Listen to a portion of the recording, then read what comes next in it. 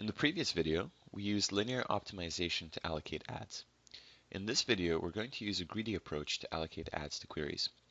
The approach is called greedy because we allocate the ads sequentially and we prioritize which combinations of ad and query to use based on the average price per display. So here we have a spreadsheet set up in the same way as the one from the previous video with some minor tweaks. If we scroll down, we have this table here, which has cells corresponding to combinations of advertisers and queries, which tells us basically how many times we display a particular advertiser's ad with a particular query. But to the side here, we have another table, which we'll use to keep track at every stage of our allocation process, how much we can allocate, how many displays we can perform of a particular ad with a particular query, based on the budget and based on how many displays of each query remain unallocated. Further down, where we have our constraints, we've added some new cells here, which are labeled with the word remaining, to indicate how much of the budgets of each advertiser are remaining, and how many displays of each query remain unallocated. So let's get started with our greedy allocation. So to start, we go up to our average price per display table, and we find the combination of advertiser and query, which gives us the largest average price per display. So in this case, the largest average price per display is 5, and this happens when we display query 3, when we display Verizon's ad with query 3. So this is the first variable that we're going to change in our greedy allocation. These are the first, basically the first displays that we're going to use. So if we scroll down, so we add Verizon and query 3. And to figure out the budget limit, we go to Verizon's remaining budget, which is $160. And so we take that $160 and we divide it through by the average price per display of $5. So we get this number 32. And so what this means is that we can display Verizon's ad with query 3 32 times based solely on the remaining budget of Verizon. Now, of course, we also have to respect how many displays are unallocated of each query. And for query 3, we have 80 displays. So the query limit at this stage is 80. So now, how many times do we actually display Verizon's ad with query 3? Well, the most that we can display Verizon's ad with query 3 is going to be the smaller of these two numbers. And so in this case, the smaller of the two numbers is 32. So we allocate Verizon's ad to query 3 32 times.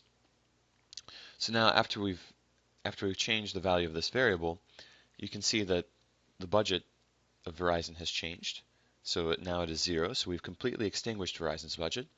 And the remaining unallocated displays for query 3 has also changed. So this number used to be 80 and now it is 48. So since we've extinguished Verizon's budget, we go back up to our average price per display table. And so now we have to select a new combination to use in our allocation. Since we've used up Verizon's budget, we're going to highlight these cells corresponding to Verizon. We're going to highlight them in red to indicate that we can't use any of those combinations anymore. And from the remaining cells in the table, we want to find the combination of advertiser and query that gives us the largest average price per display. So in this case, the next highest is for T-Mobile and query 3, and in this case, the average price per display is 2. So this is the next combination that we'll use in our allocation. So if we scroll down, so we add T-Mobile and query 3. And so now we have to calculate the budget limit. So T-Mobile's remaining budget is $100. So we take $100 and we divide it through by $2 per display. And we get this value of 50. And the query limit for T-Mobile and query 3 is the remaining number of displays for query 3, which is 48. So we scroll up and we add 48. And so now, how many times do we actually display T-Mobile's ad with query 3? Well, that number is 48 because 48 is the smaller of the two numbers. So we go ahead and we add that. And so now T-Mobile's budget has changed, so it's dropped from 100 to 4. And the remaining displays of query 3, that number has dropped to 0. So there are no more displays of query 3 remaining that we can use. So now we move on to the next stage of our allocation, and we go back to the average price per display table. And since we've used up all of the displays of query 3, we're going to highlight the remaining cells corresponding to query 3 in red, just to remind us that we can't use them. And so now from the remaining cells, again, we want to find the highest average price per display combination. And so from the remaining cells, the highest average price per display occurs when we use T-Mobile's add query 1. So that's the next variable that we'll use in our allocation. So we scroll back down, and so we add T-Mobile with query 1. To compute the budget limit, we take T-Mobile's remaining budget, which is $4, and we divide it through by the average price per display of $1. So we get 4 displays according to the budget. And the query limit in this case is 140 because there are 140 displays of query 1 that haven't been used towards any ad. So now how many times do we actually display T-Mobile's ad with query 1? Again, we just take the minimum of these two quantities, which is 4. And so we go ahead and we enter that into our table. So now if you look at the budgets, we've completely extinguished T-Mobile's budget, and the remaining number of displays of query 1 that haven't been allocated has dropped to 136. So now we move on to the next stage of our allocation. So again, we've eliminated T-Mobile's budget, so now we highlight those cells in red. And so now we want to pick the highest average price per display from the remaining cells. Now in this case, the only two combinations that remain to us are to display AT&T's ad with query 1 and to display AT&T's ad with query 2. Both of these have the same average price per display, so it doesn't matter which one we really choose. But for the purpose of this solution, let's just go with AT&T displayed with query 1. So the average price per display is 0.5. So we go down, we add that entry to our side table here.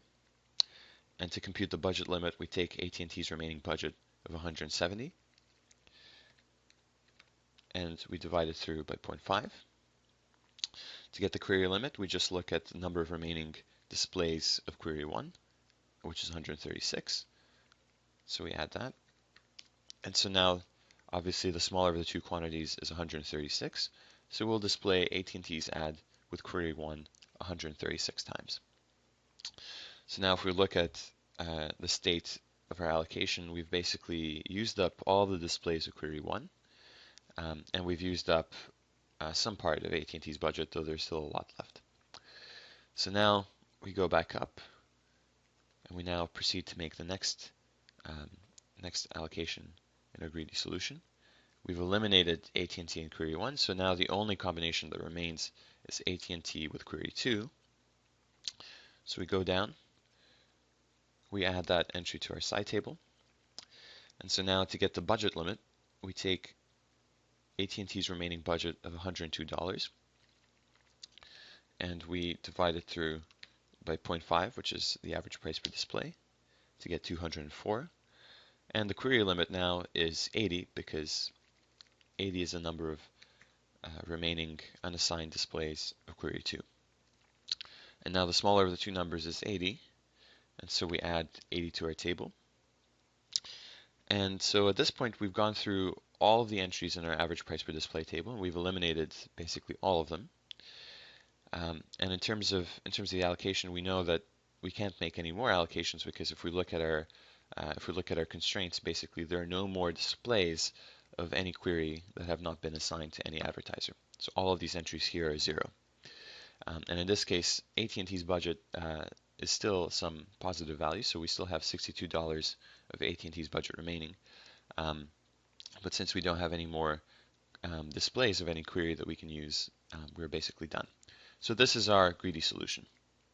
And so there are a couple of interesting things to note about this greedy solution. So the first is that the actual combinations that are used by the greedy solution are different from those that are made by the linear optimization based solution. So for example, in the optimization solution, if you recall, we only used query 3 with AT&T. So we only displayed, whenever we displayed an ad with query 3, it was only AT&T's ad.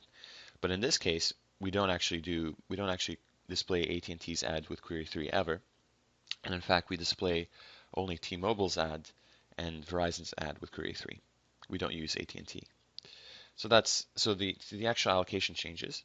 And so as a result, the revenue that we get from the greedy solution is different from the revenue that we get from the optimization solution. If you recall, the revenue from the optimization solution was $428. Now, this may not seem like a very large difference, so this is a difference of $60, but in relative terms, this is actually a rather large amount. 428, 368 relative to 428 is roughly 14%.